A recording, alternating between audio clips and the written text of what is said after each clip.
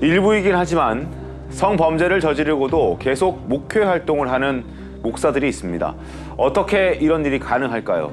도대체 교회는 무엇을 하고 있는 걸까요? 탐사보도 세븐 오늘 이야기는 피해자의 목소리로 시작하겠습니다.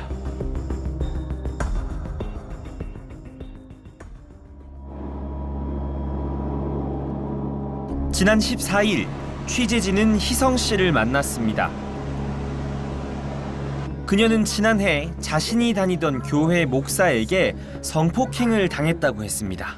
목사님이 말씀을 하시다가 갑자기 저한테 야, 너 목회해도 되겠다. 그러려면 나랑 몸을 섞어야 돼. 하면서 저를 덮치기 시작했거든요. 저는 너무 혼란스러웠던 거죠. 피해 직후 신고할 생각조차 하지 못했다는 희성 씨. 일이 있고 나서 너무 무서워서 누구한테도 말을 하기가 어떻게 말을 해야 할지도 모르겠고 그래서 제가 할 수 있는 건 기도밖에 없었어요. 그래서 미친 듯이 기도하고. 더 충격적인 건 가해 목사가 희성 씨의 어린 시절부터 잘 알고 지낸 사이라는 겁니다. 이 목사님을 저희가 신뢰하고 있었고 30년을 안 목사님이셨고 저는 사실 목사님과 굉장히 친했거든요. 오히려 그랬기 때문에 누구보다 목사님을 도와서 정말 복음 생각하고 이런 걸 전 간절히 바랬던 사람 중에 한 사람이었는데 네, 그래서 너무 충격적이었죠.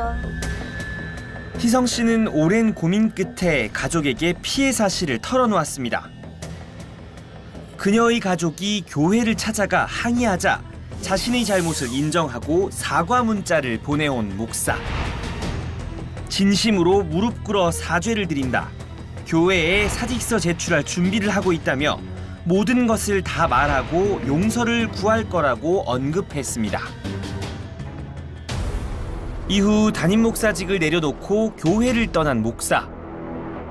하지만 그게 끝이 아니었습니다. 교회를 나간 목사가 교인들을 따로 만나 자신의 결백을 주장했던 겁니다. 부목사들을 소집을 하고 그리고 장로들 권사들을 소집하고 이분이 결백을 주장하는 거죠. 피해자를 정신적으로 좀 몰아가고 사실관계에 대해서는 부정도 긍정도 안 하더라고요. 거기에 대해서 말을 언급은 안 하고 그리고 이건 음해다 모함이다 이런 식으로. 희성 씨가 거짓으로 성폭행 내용을 꾸몄다고 몰고 간 목사. 당시 발언이 담긴 녹취 파일입니다. 핫톡에 올려서 주장하는 그거는 아닙니다. 본인이 특별히 나한테 대한 마음이 조금 특별해 보여. 나한테 섭섭한 마음도 있고 그게 미움이 되고 그게 분노까지 된 거죠. 내가 잘못한 것도 있지만 하나님이 나에게 주신 기회다.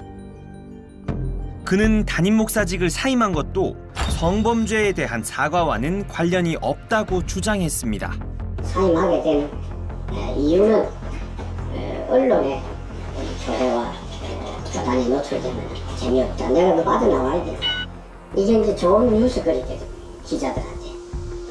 내가 그래서 긴급하게 당일을 내가 요청한 겁니다. 그러니까 제가 올린 피해자 얼마나 많은 피해가 왔어요. 급기야 목사는 희성 씨가 악령에 사로잡혀 있다고도 말했습니다. 완전히 악령에 사로잡혀 있구나.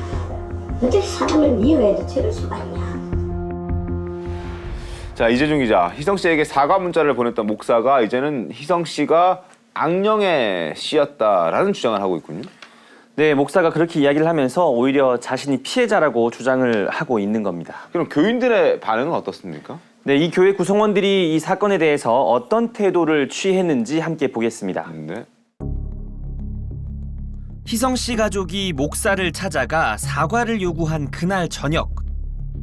교회 교인 한 명이 자신의 SNS 계정에 글 하나를 올렸습니다. 여기 보시면 세상에 사람이길 포기하는 분도 있다. 우리는 그들을 사람이라 부르지 않고 암컷이라 한다. 이런 표현. 그리고 교회 안에선 희성 씨에 대한 악의적인 소문까지 돌았다고 합니다. 제가 들은 얘기는 뭐 제가 예전에 교회를 다니면서 대학 때 흰색 뭐 원피스를 입고 속옷을 입지 않은 채 이렇게 돌아다녔었다. 그리고 뭐 제가 그 가해자 그 목사랑 사랑을 해서 결혼한다고 했다. 일부 교인들은 그녀에게 왜 이런 행동을 했을까? 당시 상황을 잘 아는 교회 관계자에게 확인해 봤습니다. 말씀은 설교는 잘하시거든요. 그래서 이분에 대한 지지하는 사람들이 꽤 엄청 많았죠. 교회 교인들에 있어서는 절대적인 가치라는 게 하나님이거든요. 그 말씀을 전달해 주시는 분이 목사님이시란 말이에요. 그러니까 그분의 말씀을 들을 수밖에 없고 그걸 따를 수밖에 없고. 사건이 불거진 뒤 목사는 일부 교인들에게 설령 목사가 죄를 지었더라도 교회가 그 죄를 묻는 건 옳지 않다는 취지의 발언을 하기도 했습니다. 교회가 죄를 막 폭로하고 전도자가 전도 못하도록 완전히 망치고 그게 어떻게 후대를 위한 일이고 이게 어떻게 교회를 위한 일입니까? 그렇더라도 우리 목사님이 전도자니까 지켜야 된다. 사실 그게 맞는 거예요. 맞고 지금부터 저를 지켜주셔야 돼요. 이런 교회 분위기 속에서 사실 희성 씨가 성폭행을 당했다는 내용을 털어놓기가 상당히 어려웠을 것 같은데요. 네, 저희 취재진 역시 수차례 희성 씨를 설득한 끝에 이 네. 이야기를 들어볼 수가 있었습니다. 자, 저희가 희성 씨를 만났을 때도 이 희성 씨는 그 해당 목사와 또 사건에 대해서 이야기하는 것을 상당히 두려워하는 모습이었습니다. 교회에서는 이제 그 목사님의 설교나 뭐 성서 해석이나 이런 거에 토를 달지 못하게 하잖아요. 그냥 아멘으로 순종하라고 하니까 그냥 좀 뭔가 미심쩍은 것 같은데도 그냥 아닌가 하면서 이제 이런 상황이기 때문에 이거를 이제 드러내기가 쉽지가 않은 거죠.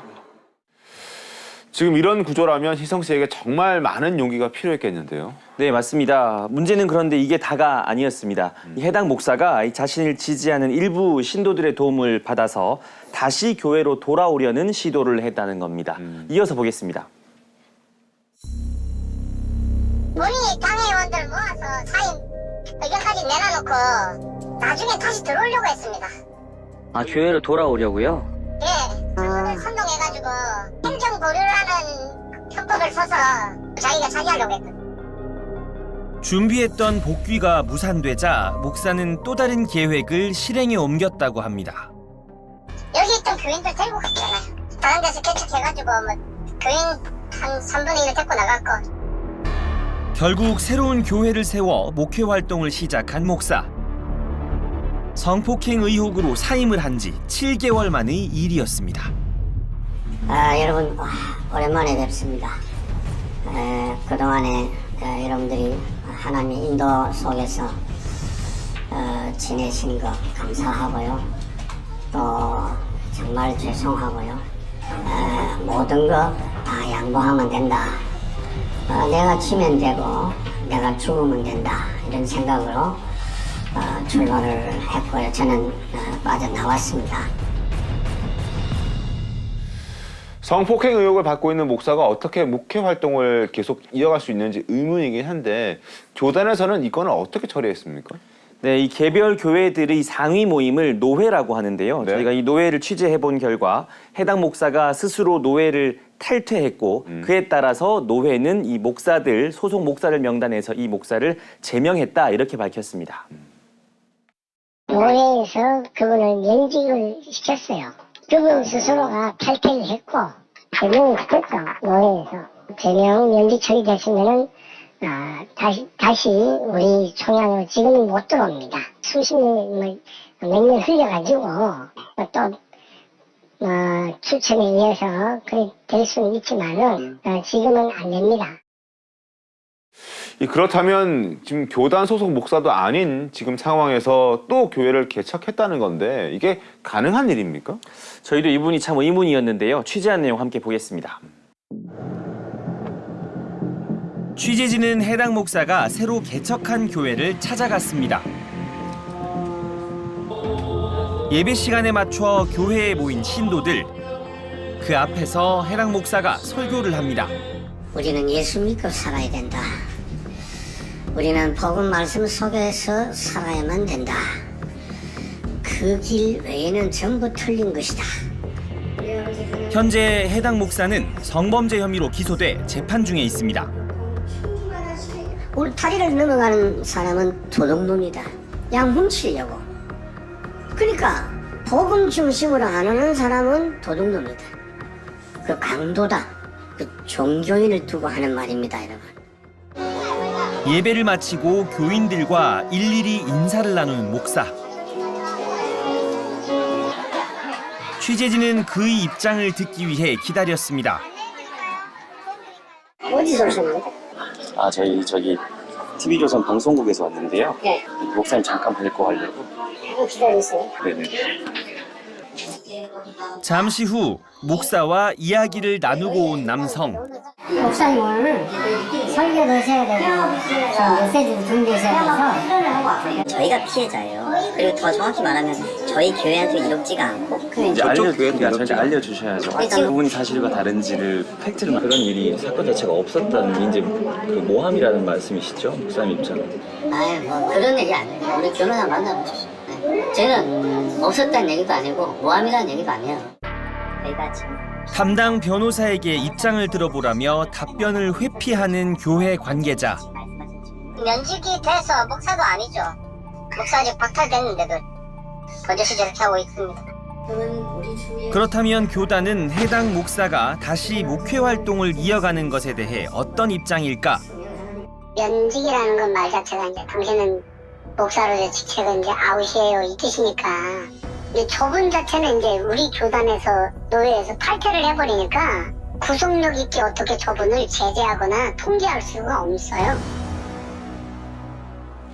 이 교단에서는 이미 이쪽 소속이 아니기 때문에 이 목사가 또 다른 교회를 개척한다고 해도 막을 방법이 없다. 뭐 이렇게 얘기하는 거군요. 네, 그런 입장입니다. 앞서 들으신 대로 지금 이 해당 목사는 이 네. 재판을 받고 있는 상황입니다. 네. 재판 결과를 지켜봐야 하겠지만 저희가 이 목사 측, 법률 대리인 등 이 목사 측 입장을 들어본 결과 목사 측은 이 성폭행은 아니었고 네. 또 피해자가 이 사건이 있기 전과 후에 보낸 메시지나 또 당시 정황 증거를 바탕으로 강압된 관계가 아닌 합의된 관계였다 이런 주장을 펼치고 있습니다.